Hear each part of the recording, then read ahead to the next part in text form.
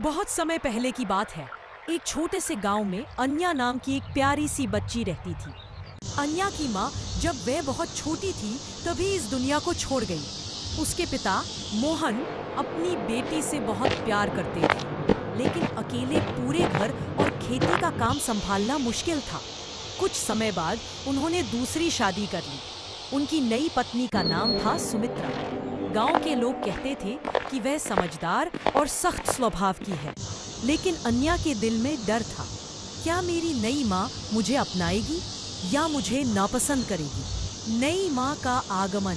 शादी के बाद सुमित्रा घर आई। पहले कुछ दिन तो वह अन्या से बहुत प्यार से पेश आई। उसे कहानियां सुनाती, उसके बाल संभालती और साथ में रोटियां बेलना भी सिखाती।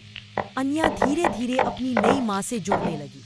लेकिन समय बीता तो परिस्थितियां बदलने लगी। मोहन रोज खेतों में काम करता और देर शाम लौटता। दिन भर घर में सिर्फ सुमित्रा और अन्या रहती। के मन में धीरे धीरे यह बात आने लगी, मैं क्यों इस बच्ची की देखभाल करूं? मुझे तो अपने जीवन की आजादी चाहिए थी। बदलता व्यवहार। धीरे धीरे सुमित्रा का व्यवहार अन्या के लिए कठोर होता गया। वह छोटी सी गलती पर डांट देती, कभी कभी खाने में उसका हिस्सा कम कर देती, बाहर खेलने जाने से रोक देती। अन्या चुपचाप सब सह लेती।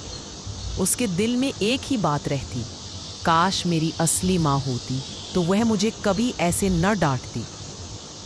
गांव का मेले का दिन। गांव में हर साल एक बड़ा मेला लगता था।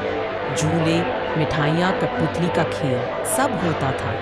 इस बार भी मेला लगा। अन्या का मन झूला झूलने और गुलाब जामुन खाने को बहुत कर रहा था। उसने धीरे से सुमित्रा से कहा, माँ, क्या हम मेले चलेंगे?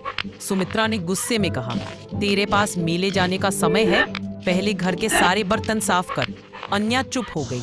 उसका मन टूट गया, पर उसने विरोध नहीं किया।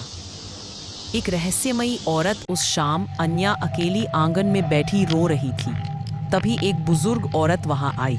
उसकी आंखों में अजीब सी चमक थी। उसने अन्या से पूछा, बेटी, क्यों रो रही हो? अन्या ने सारी बात बताई।